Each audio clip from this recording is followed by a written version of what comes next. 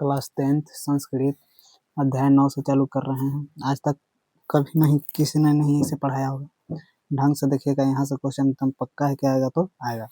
स्वामी दयानंद सरस्वती, यह एक निबंध है। इनका जन्म 1824 ईस्वी में टंकारा ग्राम गुजरात में हुआ था। इनके परिवार कर्मकांडी परिवार में थे, यानी कि पुजारी थे। इनके परिवार लोग शिव जी के उपासक थे, भगवान शिव के उपासक थे। इनका मृत्यु 1883 ईस्वी में हुआ था। जो स्वामी दयानंद सरस्वती हैं, इनका मृत्यु 1883 ईस्वी में हुआ था। स्वामी दयानंद सरस्वती का बचपन का नाम मूलशंकर था। स्वामी दयानंद सरस्वती के बचपन का नाम मूलशंकर था। यह मूर्ति पूजा के विरोधी थे। एक दिन क्या हुआ कि ये थे महाशिवरात्रि में गए थे और जागरण कर रहे थे। तो देखे कि जो चूहा था भगवान शिव पर चढ़ाए गए प्रसाद को खा रहा था, जिससे इनको विश्वास हो गया कि जो पत्थर है इसमें भगवान नहीं होते हैं, और वे मूर्ति पूजा के विरोधी हो गए और जागरण को छोड़कर सीधे घर चले गए। इनके महाशिवरात्रि के 2 साल बाद इनकी बहन की मृत्यु हो गई थी। इन्होंने अपना शिक्षा का प्रारंभ संस्कृत भाषा में किए थे। जो स्वामी दयानंद सरस्वती थे, शिक्षा का प्रारंभ संस्कृत भाषा में किए थे। इनके गुरु का नाम था विरजानंद, जो कि अंधा थे। विरजानंद से मुलाकात इनकी मथुरा में हुई थी। इन्होंने एक ग्रंथ की रचना की जिनका नाम था सत्यार्थ प्रकाश की रचना हिंदी भाषा में की। सत्यार्थ प्रकाश की रचना स्वामी दयानंद ने हिंदी भाषा में की। इन्होंने वेद की रचना हिंदी के साथ साथ संस्कृत में भी की है, क्योंकि अधिक जगह पर यह फैल सके। फिर बाद में इन्होंने आर्य समाज की स्थापना की है। 1875 में मुंबई में आर्य समाज की स्थापना की है। उसके बाद इन्होंने प्रचार शुद्ध तत्व ज्ञान यानी कि खुद से किए थे। जो इनके अनुयायी थे स्वामी दयानंद सरस्वती के, अनुयायियों ने गुरुकुल DAV स्थापना की है। गुरुकुल DAV की स्थापना की 1883 में, जो कि मुंबई में किए थे। कहाँ में किए थे? मुंबई में। स्वामी दयानंद यह एक समाज सुधारक थे। आगे है अगला चैप्टर क्रमवीर कथा। यहाँ से भी अच्छा खासा क्वेश्चन पूछता है, ढंग से देखिएगा। क्रमवीर नाम है राम प्रवेश राम का। यह एक दलित बालक थे। इनका गांव था, यह गांव से दूर थे, जो कि कुटी में रहते थे। इनका जन्म बिहार के भिखनटोला दुर्गम प्रांत में हुआ था। दुर्गम प्रांत का मतलब होता है कि जहाँ जाना कठिन हो, रास्ता ठीक ठाक ना हो। जो भिखनटोला गांव था, यहाँ के लोग निर्धन थे। निर्धन के साथ शिक्षा विहीन, यानी कि गरीब तो ही थे, सच में पढ़ाई लिखाई भी कोई नहीं करते थे। जो क्रमवीर कथा है, क्रमवीर इनके परिवार की संख्या 4 है, यानी कि राम प्रवेश राम के परिवार की संख्या कितनी है? तो 4 है। इनके गांव से एक कोस दूर एक प्राथमिक विद्यालय था। भिखनटोला को देखने आए थे एक शिक्षक। आए थे तो देखे कि बहुत से लोग जो थे, लड़के लोग, वह खेल रहे थे। शिक्षक ने लड़कों लोगों को लेकर विद्यालय में गए और पढ़ाना चालू किया। सभी लोग पढ़े, लेकिन सबसे पढ़ाई में उन्नत स्थान पर प्राप्त किए थे राम प्रवेश राम। इन्होंने पढ़ाई अपने अच्छे ढंग से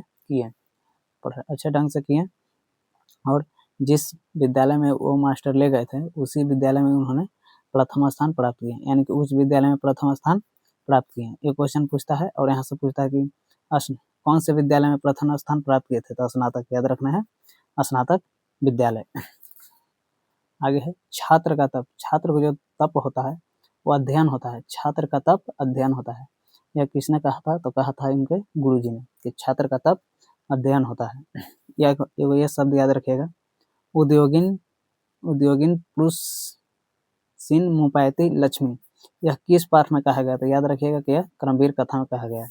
इसका मतलब होता है कि उद्योगी पुरुष के पास ही लक्ष्मी होता है। जो उद्योगी पुरुष होता है, मेहनती होता है, उसी के पास क्या होता है? लक्ष्मी होता है। इसमें बाद में पढ़ लिख कर इन्होंने UPSC क्लियर किए थे। UPSC और केंद्रीय लोक सेवा आयोग में इनका चयन हो चुका था। फिर अगला पाठ है नीति श्लोका में याद रखिएगा कि अपृष्टो बहुभाषते, यह किस पाठ में कहा गया है? तो यह नीति श्लोका पाठ में कहा गया है। यह महाभारत के उद्योग पर्व के अंश विदुर नीति से संकलित है। विदुर नीति के लेखक पूछेगा कौन है तो याद रखिएगा कि विदुर है। विदुर कौन था तो धृतराष्ट्र के मंत्री थे। धृतराष्ट्र के मंत्री कौन थे? विदुर। विदुर ने ही सारे प्रश्नों का उत्तर दिए थे। नरक के 3 द्वार हैं। काम क्रोध लोभ जिससे आत्मा का नाश होता है। नीति श्लोक का पाठ पढ़े होंगे तो याद होगा कि इसमें श्लोक की संख्या टोटल 10 है। अविश्वासी पर विश्वास कौन करता है तो मूर्ख करता है। बिना बुलाए कौन आ जाता है तो बिना बुलाए आता है मूर्ख।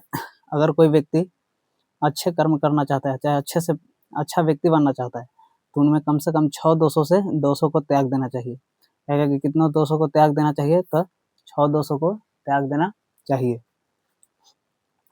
आगे धरती की शोभा कौन होती है तो स्त्रियां होती है। धरती की शोभा स्त्रियां होती है। परम श्रेय क्या है तो परम श्रेय एक का धर्म मतलब कि धर्म है। परम श्रेय क्या है? धर्म है। परम तृप्ति देने वाला क्या है तो विद्या। परम तृप्ति देने वाला विद्या है। ये अलग से क्वेश्चन है, याद रखिएगा। परपीड़न किसके लिए होता है तो परपीड़न पाप के लिए होता है। परपीड़न किसके लिए होता है? पाप के लिए होता है। आगे धर्म की रक्षा, कहेगा कि धर्म की रक्षा किससे होती है? सत्य से, याद रखना है।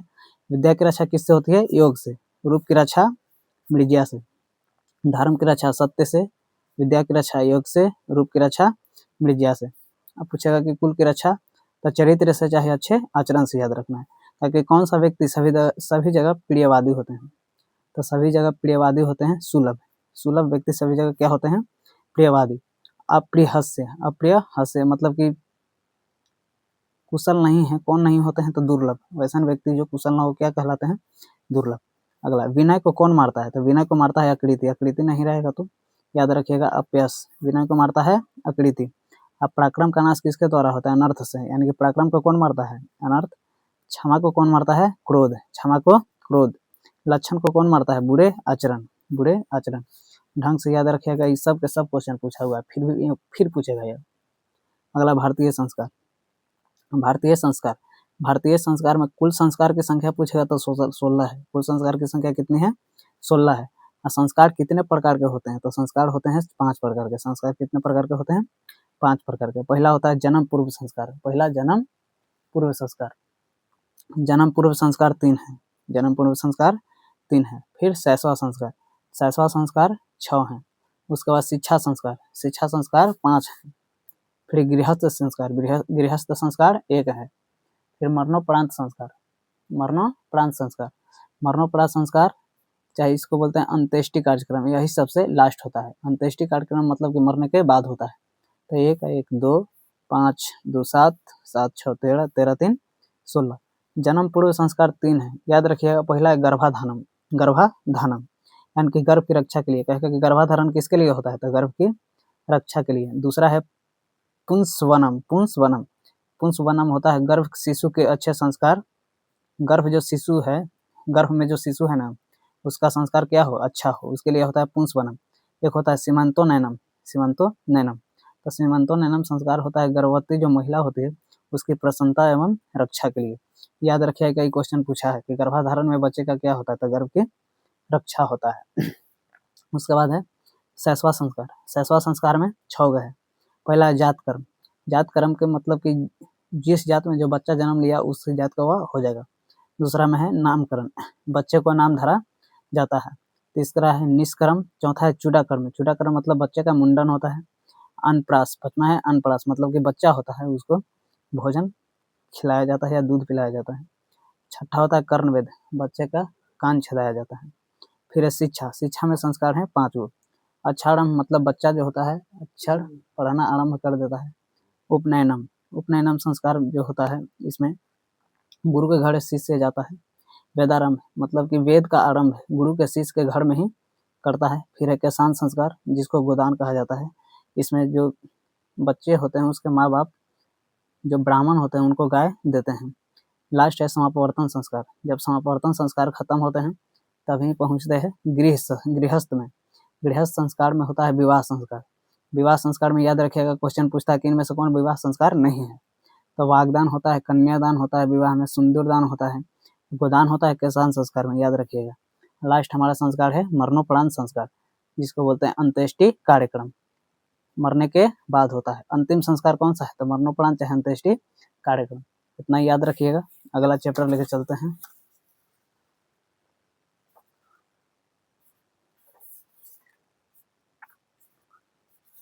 भाई लिखने में बड़ी मेहनत लगा है भाई, चैनल का सब्सक्राइब और लाइक जरूर कर देना, आप ही के लिए ये सब कर रहे हैं। अगला चैप्टर है मंदाकिनी वर्णम। मंदाकिनी वर्णम पाठ, यानी कि मंदाकिनी वर्णम पाठ के लेखक कौन है? तो वाल्मीकि नारायण। वाल्मीकि नारायण मंदाकिनी के लेखक हैं। याद रखिएगा मंदाकिनी वर्णम पाठ या किस ग्रंथ से लिया गया है? तो यह रामायण ग्रंथ से, रामायण ग्रंथ के अयोध्या कांड, कौन सा कांड? अयोध्या कांड के 95वें सर्ग से लिया गया है। मंदाकिनी वर्णम पाठ में टोटल श्लोक की संख्या कितनी है? तो 10 है। मंदाकिनी वर्णम पाठ में श्लोक की संख्या कुल कितनी है? 10 है। जो मंदाकिनी वर्णम पाठ है, इसका वर्णन कालिदास ने अपने पुस्तक रघुवंशम में किए हैं। रघुवंशम के कौन से सर्ग में? तो 13वें सर्ग में मंदाकिनी वर्णम पाठ के वर्णन किए हैं। जो मंदाकिनी वर्णम पाठ में है वो राम है और लक्ष्मण और सीता, राम लक्ष्मण सीता पहुंचते हैं चित्रकूट पर्वत के पास। चित्रकूट पर्वत के पास, चित्रकूट पर्वत के पास ही मंदाकिनी नदी बहती है। राम ने सीता को कहें, राम ने सीता को बहुत से नाम से संबोधित किए हैं। विशालक्षी, विशालक्षी मतलब कि विशाल नयन वाली सीता जी को कहे हैं राम ने। फिर हे कल्याणी, हे कल्याणी राम ने ही कहे हैं सीता को। दर्रा का अर्थ याद रखिएगा, दर्रा का अर्थ होता है पत्नी, दर्रा का अर्थ पत्नी। जो मंदाकिनी वर्णम पाठ है यह किस छंद से है? तो अनुष्ठुप, अनुष्ठुप छंद से। मंदाकिनी वर्णम जो पाठ है कौन सा छंद से है? अनुष्ठुप छंद से है। क्वेश्चन पूछता है कि कौन नृत्य के समान लगता है? तो नृत्य के समान जो पर्वत था, जो नदी में उसका छाया पड़ता है तो लगता है कि नाच रहा है, उसी से नृत्य के समान कौन था? तो पर्वत था। मंदाकिनी जो नदी है, उसी नदी को नाम है गंगा नदी। मंदाकिनी नदी को ही कहते हैं कौन सा नदी है? गंगा नदी।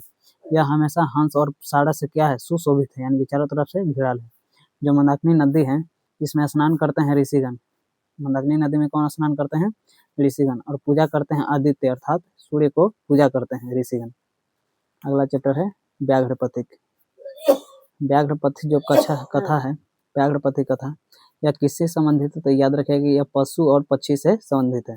व्याघ्रपथी कथा पशु और पक्षी से संबंधित है। व्याघ्रपथी कथा के लेखक है नारायण पंडित।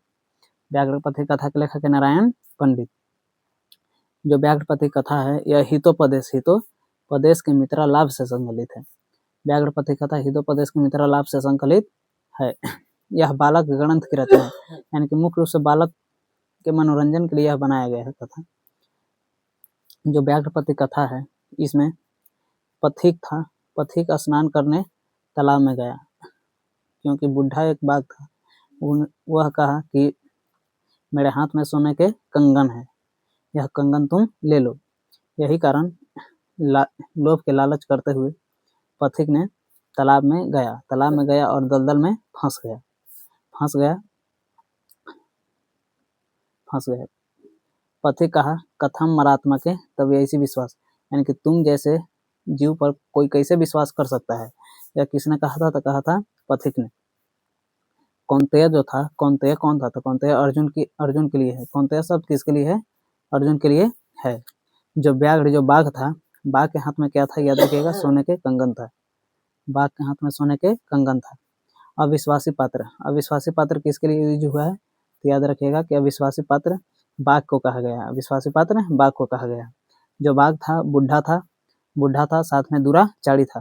दुराचारी मतलब ये कहा था कि हम बहुत लोगों के मार दिए हैं। इससे हमें एक व्यक्ति ने बताया कि आप तालाब के बाहर निकलकर अगर तुम इसका पश्चात करोगे तो तुम्हें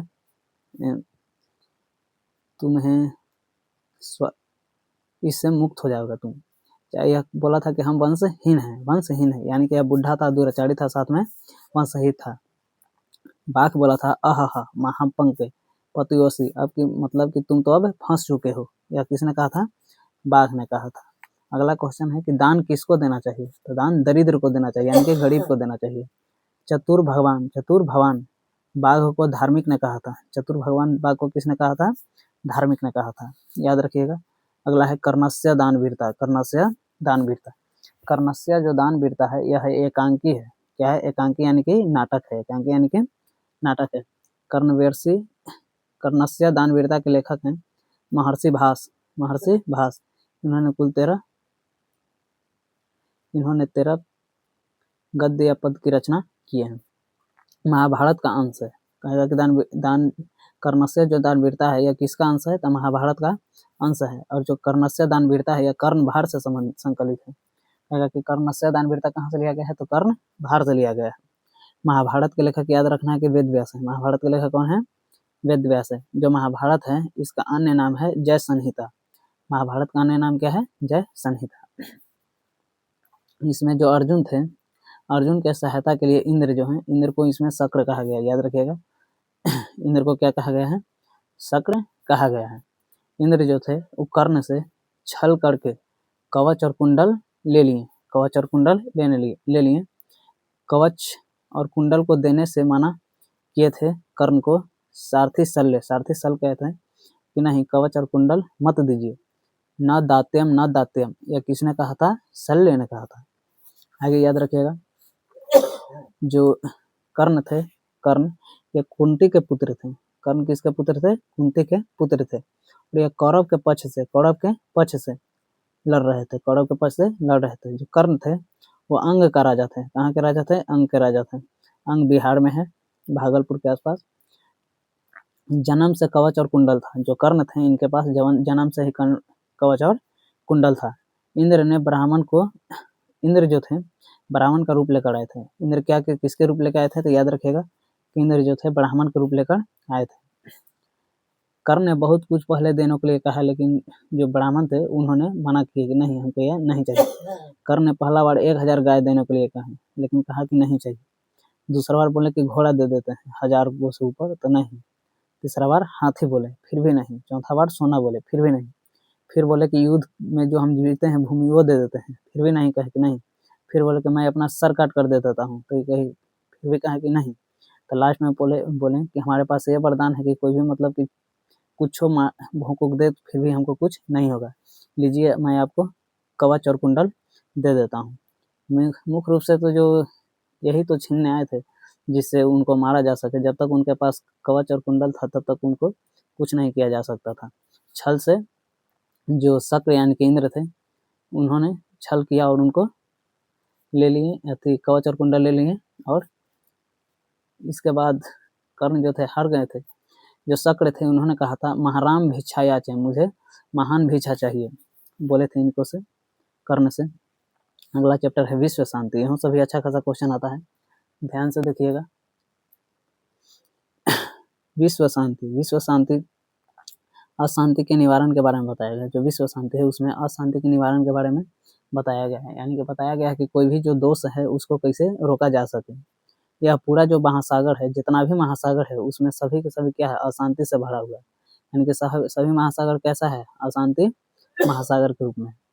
देखिएगा कोई भी मतलब कि दोस्त है, चाहे दो गांव में कोई लड़का है तो जो ऊपर से बढ़ रहा है तो चाहेगा कि वह नीचे आ जाए।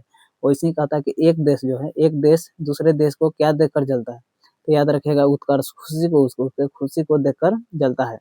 यानी कि एक देश दूसरे देश को क्या देखकर जलता है? तो उसके उत्कर्ष को देखकर देखता है, यानी कि खुशी को देखकर जलता है। इसमें दुख का विषय क्या है? तो दुख का विषय मुख्य रूप से याद रखना है कि अशांति है। दुख का विषय क्या है? अशांति है। और अशांति के कितने कारण है? तो अशांति के 2 कारण। अशांति के 2 कारण है। एक है द्वेष, द्वेष मतलब दुश्मन, वही ईर्ष्या। दूसरा है असहिष्णुता। असहिष्णुता का जन्म होता है द्वेष से। असहिष्णुता का जन्म किससे होता है? द्वेष से होता है। याद रखिएगा कि स्वार्थ से क्या बढ़ता है? तो स्वार्थ से बढ़ता है शत्रुता। चाहे पलट के पूछेगा कि शत्रुता से क्या बढ़ता है, तो याद रखिएगा कि स्वार्थ, यानी कि स्वार्थ से बढ़ता क्या है? शत्रुता, यानी कि दुश्मनी। शांति स्थापित कब होता है? शांति स्थापित करता है परोपकार। शांति क्या स्थापित करता है? तो परोपकार। शांति स्थापित करता है परोपकार। अगला है मानवता के विनाश का कारण क्या है? मानवता के विनाश का कारण क्या है? तो विश्व विध्वंसक हथियार अस्त्र, यानी कि अब अस्त्रों से लड़ाई हो रहा है। आज तक अब अस्त्र से लड़ाई हो रहा है कि नहीं हो रहा है, बताइए तो। अब उस सब का जमाना गया कि सतयुग के बाद है, अब आगे है का कलयुग। बम बारूद गोला यही सब से अब लड़ाई होगा। अगला है परपीड़न। परपीड़न परपीड़न से याद रखिएगा कि आत्मनाश होता है। आत्मनाश किससे होता है? तो परपीड़न से होता है। अपने पढ़ाई की गणना कौन करता है? तो अपने यानी कि दूसरों को चाहने वाला क्या होता है? कौन होता है? तो संकुचित हृदय वाला, यानी कि बहुत बड़ा हृदय वाला ही अपने और पढ़ाई के बारे में सोच सकता है। यह मेरा है, यह तुम्हारा, यह कौन कर सकता है? यह कर सकता है छोटी बुद्धि वाला व्यक्ति, कि यह आपका है और यह मेरा है।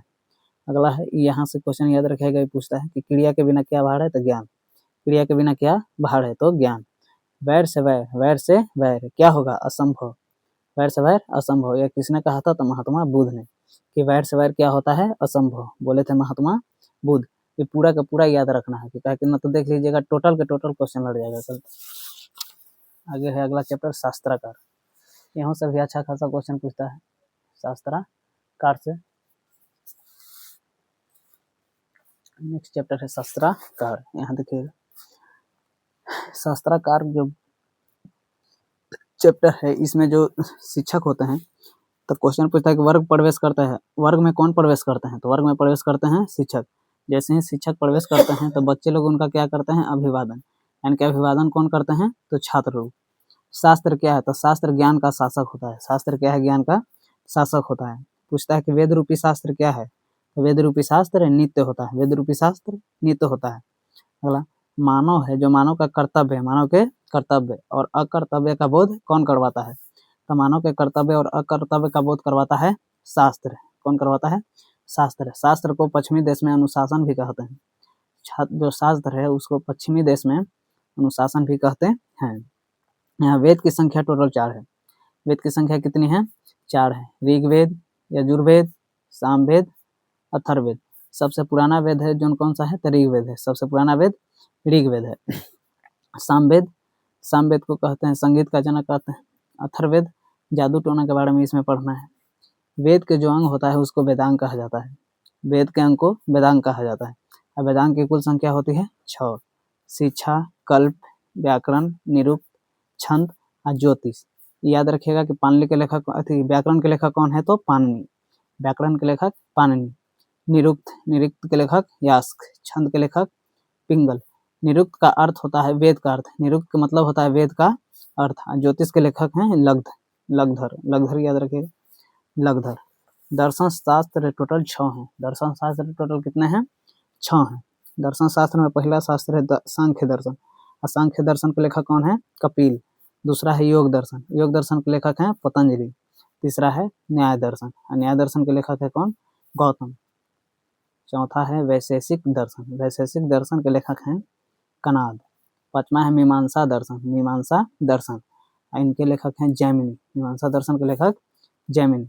पांचवा है वेदांत दर्शन। पांचवा है वेदांत दर्शन और इनका लेखक हैं बादरायण। वेदांत दर्शन के लेखक कौन है? बादरायण। यहाँ से भी क्वेश्चन पूछता है, याद रखिएगा कि ऋषियों द्वारा जो रचित शास्त्र होता है वह कृत्रिम होता है। यानी कि ऋषि व्यक्ति द्वारा लिखा गया है तो कृत्रिम हो गया। अगला होता है आयुर्वेद का जनक कौन है? तो आयुर्वेद का जनक है चरक और सुश्रुत। चरक और सुश्रुत आयुर्वेद का जनक है। चरक जो भारतीय हैं, याद रखिएगा, यह भूगोल में भी है पढ़ना। आयुर्वेद के जनक चरक जो कि ये भारतीय हैं। अगला है आर्यभट्ट। आर्यभट्ट का ग्रंथ कौन सा है? तो आर्यभट्ट से याद रखिएगा आर्यभट्टियम। आर्यभट्ट से आर्यभट्टियम। देखो बृहत संहिता। बृहत संहिता के लेखक है ब्राह्मण। यह क्वेश्चन पूछा है, बृहत संहिता के लेखक हैं ब्राह्मण।